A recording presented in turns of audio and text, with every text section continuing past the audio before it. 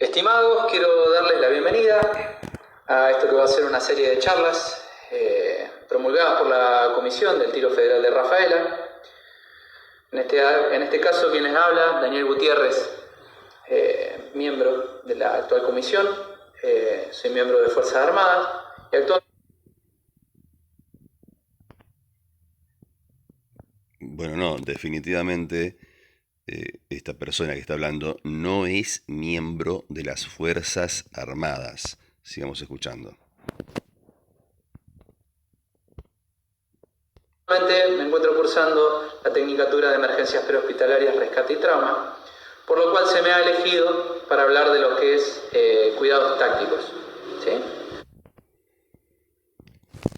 El hecho de que sea cursante de la carrera Tecnicatura de Emergencias Prehospitalarias, Rescate y Trauma no hace competente a la persona que está hablando para hablar del tema a nivel instrucciones, pues es un alumno, ¿sí?, que no tiene previas bases de lo que serían primeros auxilios avanzados, bases sobre medicina, bases sobre anatomía, fisiología, etcétera. Sigamos escuchando. En lo que respecta hablando a medicina de campo, medicina táctica en combate. Sacando de lado el combate, vamos a volcarlo al ámbito cotidiano, que puede ser en el polígono o tanto como una situación de caza, de cacería o en el ámbito civil. Y bueno, esto surge a raíz del cumplimiento del DNU, que nos impone el aislamiento social preventivo y obligatorio. Nos llevó a conformar este grupo en el cual cada uno se dividió en tareas y bueno, respectivamente a quienes les compete la idoneidad de hablar de ciertos temas y bueno, a mí me toca lo que es, como estábamos. Bueno, no tiene competencia, no le compete y no tiene idoneidad ni en la didáctica, ni en la expresión, ni en los temas que propone desarrollar. Hablando de medicina táctica en combate.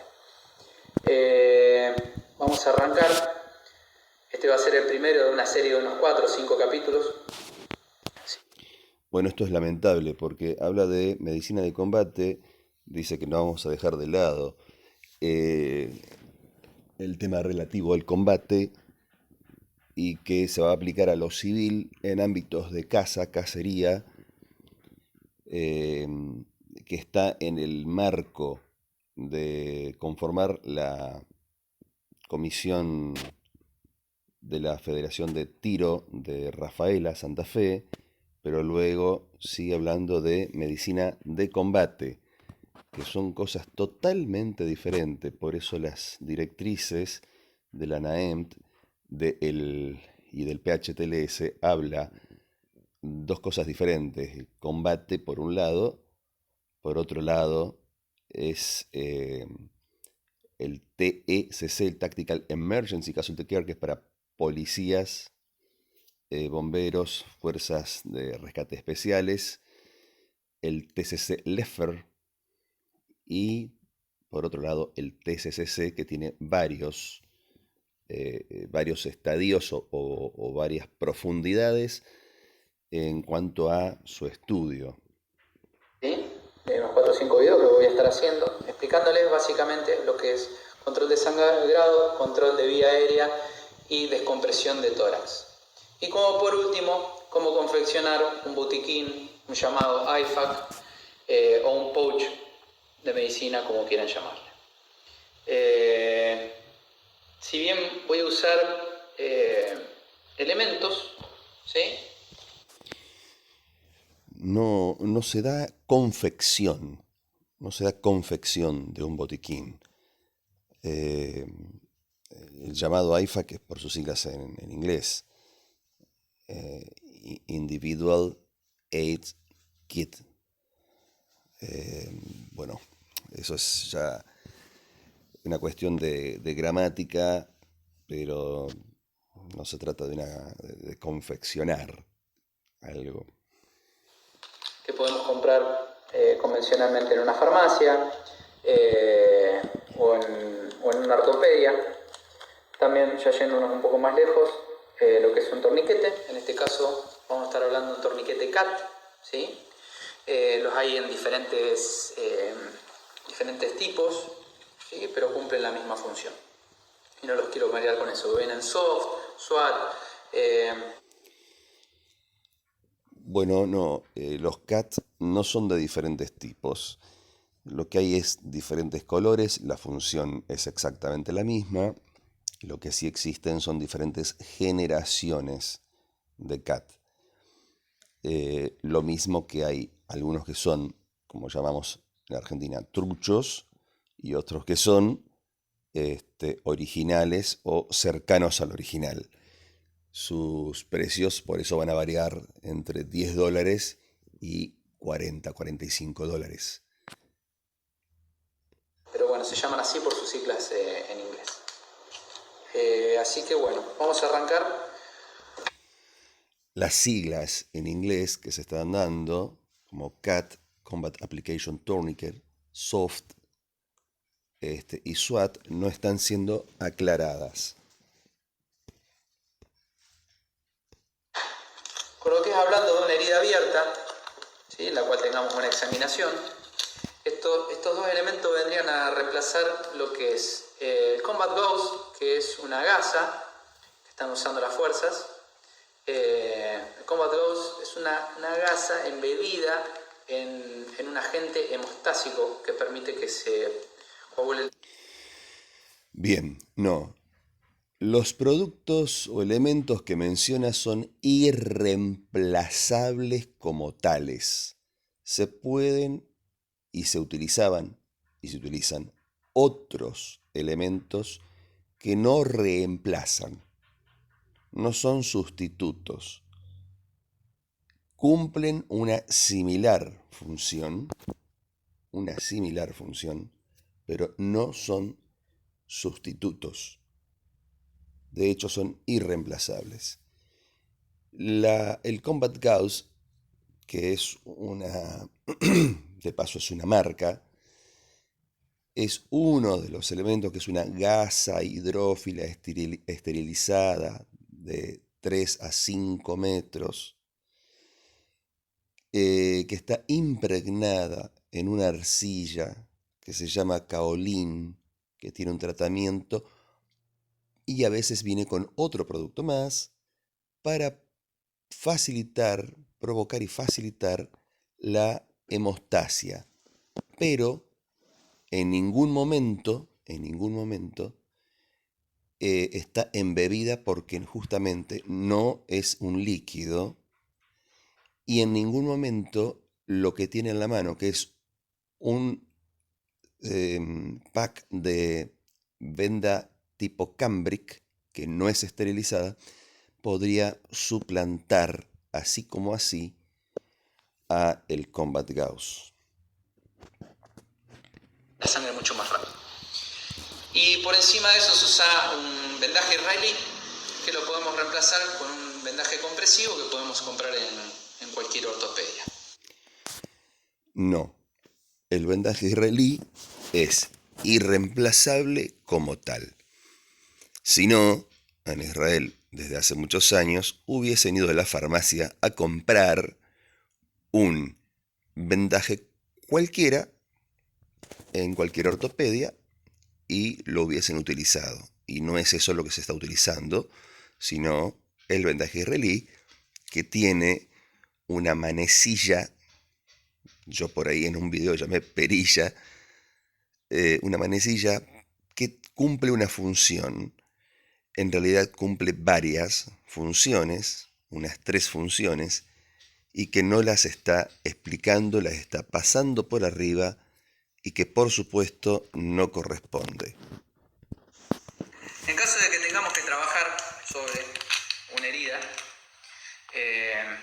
abierta, que estamos teniendo un sangrado excesivo, lo que vamos a hacer es formar un coágulo con la gasa, metiéndolo dentro. Bien, hay muchísimos tipos de heridas abiertas. Justamente no es indicativo ni fácil como lo presenta, y esto se debe a la inexperiencia de campo sobre todo, más allá de la falta de estudio, de casos. No es que vamos a formar un coágulo y ya está, no es así de simple. Lo que vamos a hacer es un taponamiento. Sigamos viendo. Dentro de la herida. Hay técnicas para colocar esto, ¿sí? Puede ser enrollándolo y teniéndolo con el hombro, pero bueno, todas requieren de práctica y destreza. Una vez conformado el coágulo con la gasa, ¿sí? Con la gasa convencional que dijimos que compramos. No, el coágulo no se conforma por la gasa, eso necesita un tiempo de protrombina, ¿sí? Que cada uno tenemos dentro de lo normal un tiempo de protrombina, necesita de que estén actuando las plaquetas, etcétera, etcétera.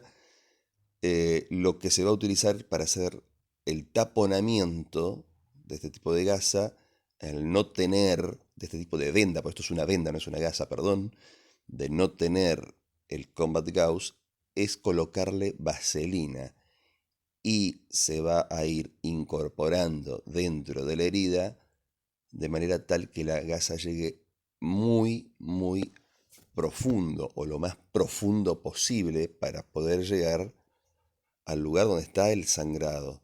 Luego voy a hacer presión, sí o sí, voy a hacer presión en el lugar con las manos, presionando la herida, ¿sí? El bollo de gasa que quedó afuera,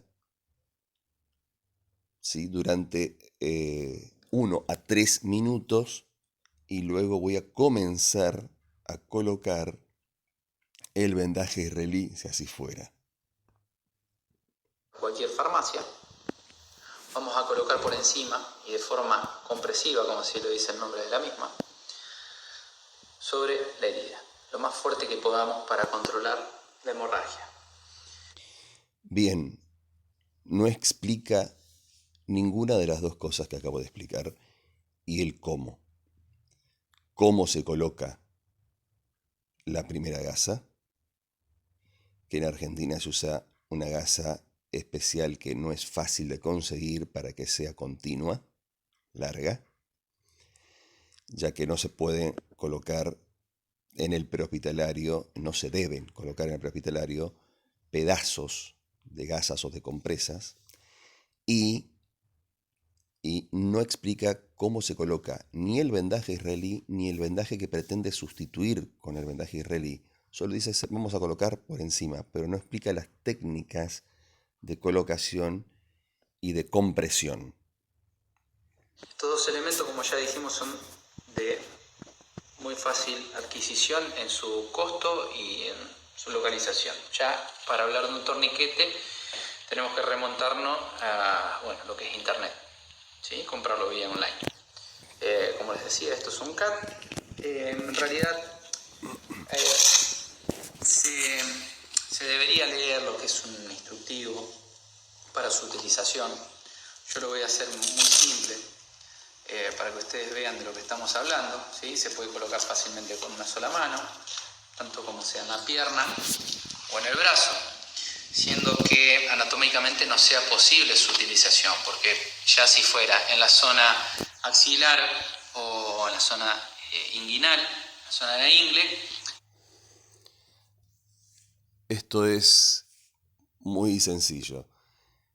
Los torniquetes de aplicación de combate para extremidades son eso. Torniquetes para extremidades. Ahora bien,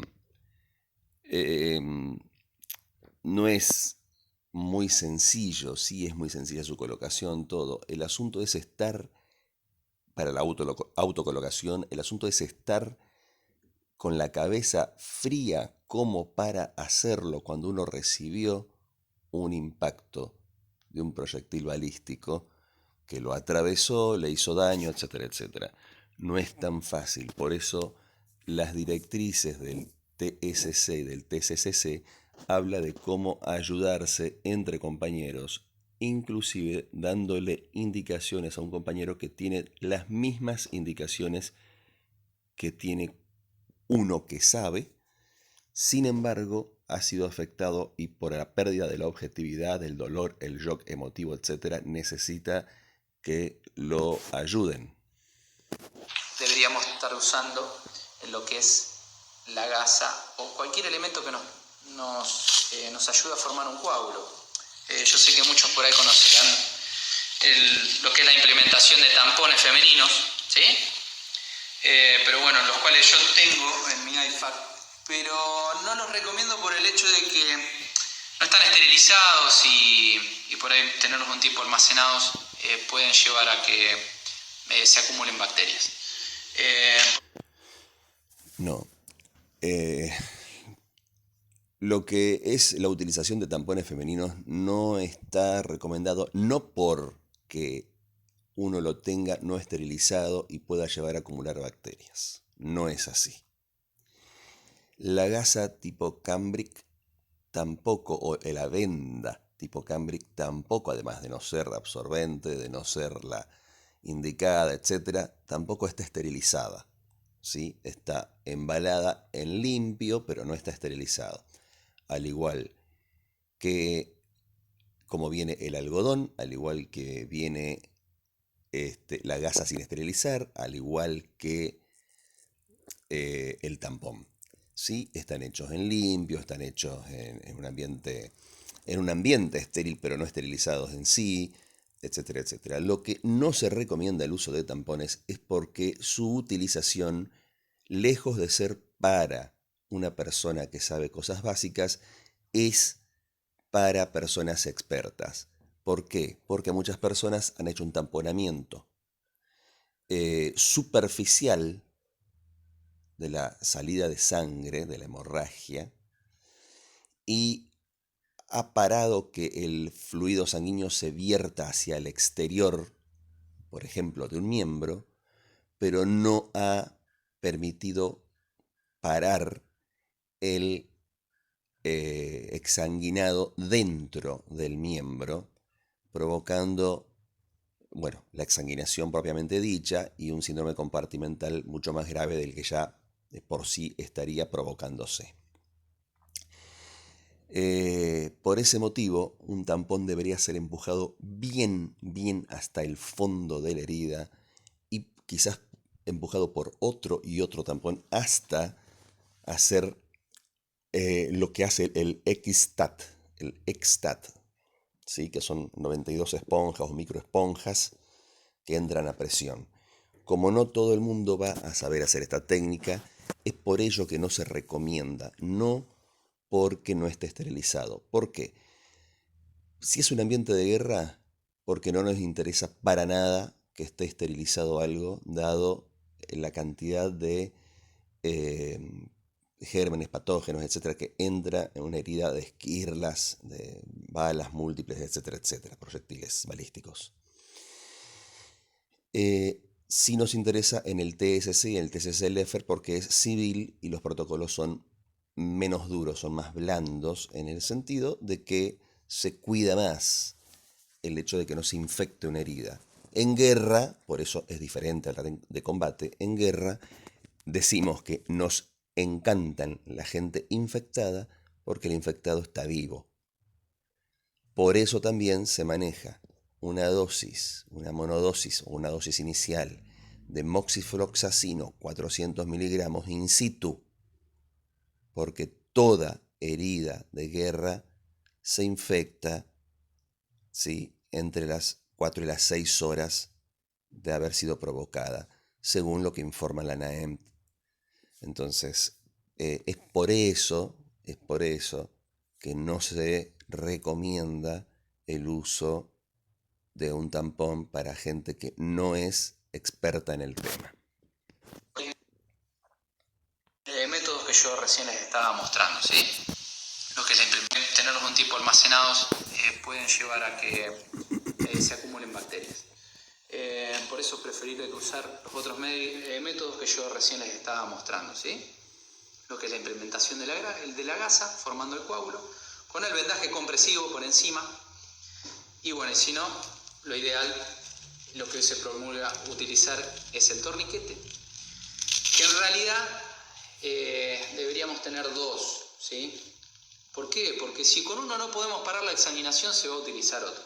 Está comprobado que en caso de, por ejemplo, heridos en una arteria principal, por ejemplo, una desanguinación completa se produce en 3 minutos en la arteria axilar y 2 minutos en la arteria femoral.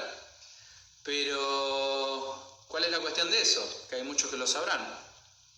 Nosotros entraríamos en un shock hipovolémico irreversible en unos 26 segundos. Lo que quiere decir que si tenemos nuestra arteria femoral abierta y regando sangre, esto nos salvaría la vida, pero tendríamos menos de 26 segundos para colocarlo. Si no...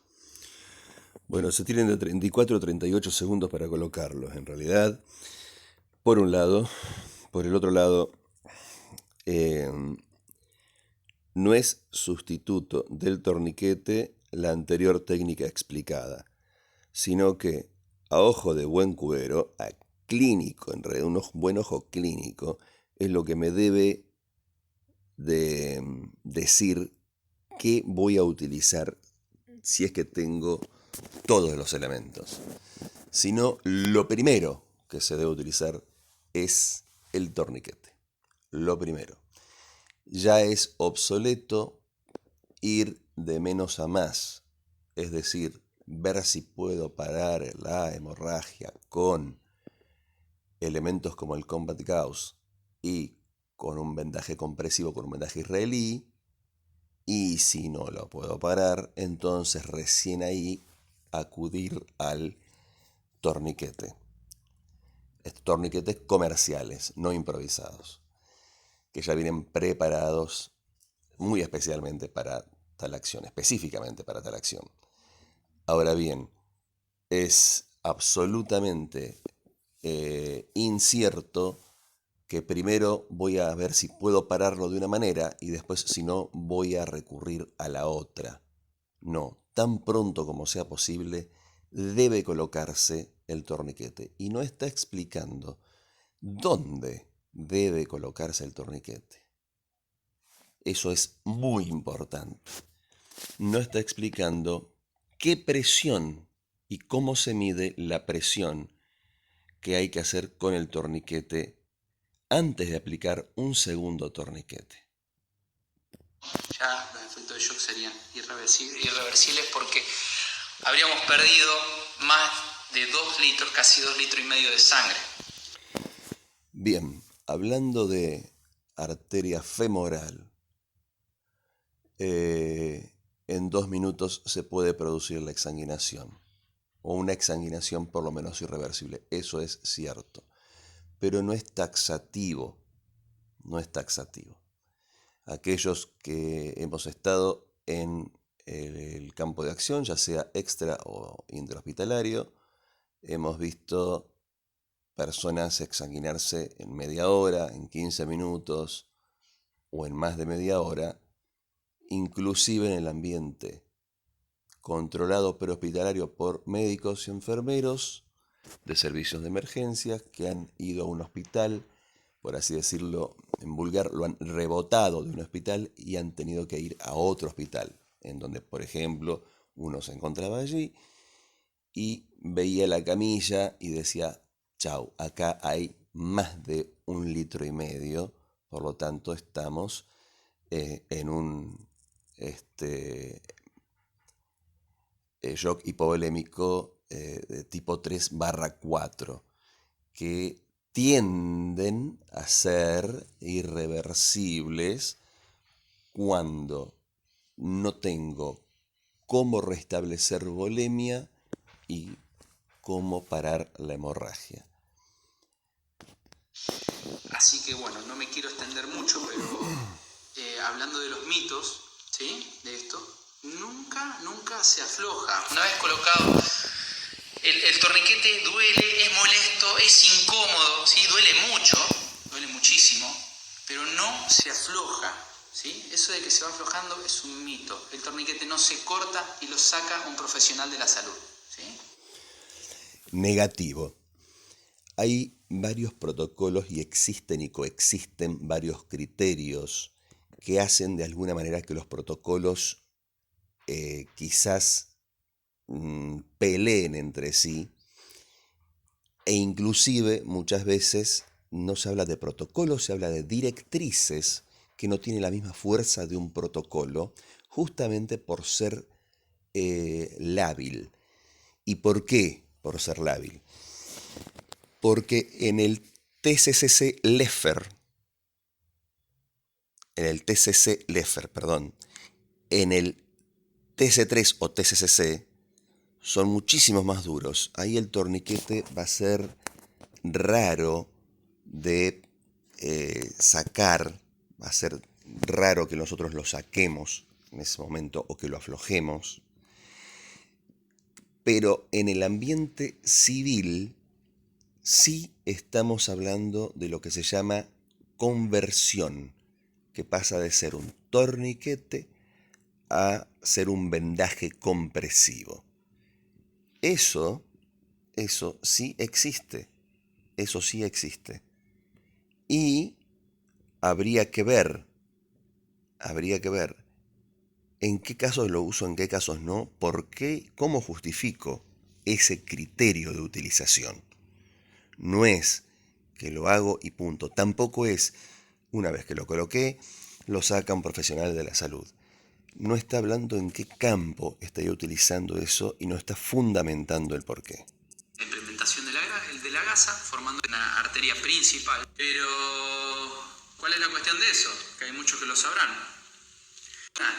Pero tendríamos menos de 26 segundos para colocarlo. Si no, ya los efectos de shock serían irreversibles porque habríamos perdido más de 2 litros, casi 2 litros y medio de sangre. Así que bueno, no me quiero extender mucho, pero hablando de los mitos, ¿sí? De esto, nunca se afloja. Una vez colocado, el torniquete duele, es molesto, es incómodo, ¿sí? Duele mucho, duele muchísimo, pero no se afloja, ¿sí? El torniquete duele muchísimo cuando uno lo aplica en sano para hacer una práctica. Cuando la persona está amputada, semiamputada, está doble o triplemente baleada, alcanzada por proyectiles balísticos, cuando tiene esquirlas, cuando ha habido una explosión, etc., la persona difícilmente sienta el dolor del torniquete. Eso de que se va aflojando es un mito. El torniquete no se corta y lo saca un profesional de la salud, ¿sí? Una vez que nos atendieron, que llevamos un nosocomio o lo que fuere, nos atiende el médico, doctor de guardia, lo que respecta, bueno, él va a ser el encargado de removerlo. Los protocolos y las directrices se van actualizando todos los años. El encargado de remover un torniquete en caso de que llegue a hospital es el cirujano, porque el cirujano es en definitiva quien va a hacer el control definitivo de la hemostasia. Hay que diferenciar entre protocolos, directrices y criterios. Siempre decían que no había que colocarlo, tenerlo colocado más de media hora, por eso aquí tienen para colocar, ¿sí? Time, dice ahí, si pueden apreciar. Ahí se coloca el horario en el momento que fue colocado, para que después el profesional de la salud evalúe y lo quite. Hoy por hoy las directrices estaban hablando de 2 minutos, 2 horas de colocado. 2 horas de colocado. Bueno, por ejemplo, estas cuestiones de que era de media hora, no, nunca jamás fue de media hora.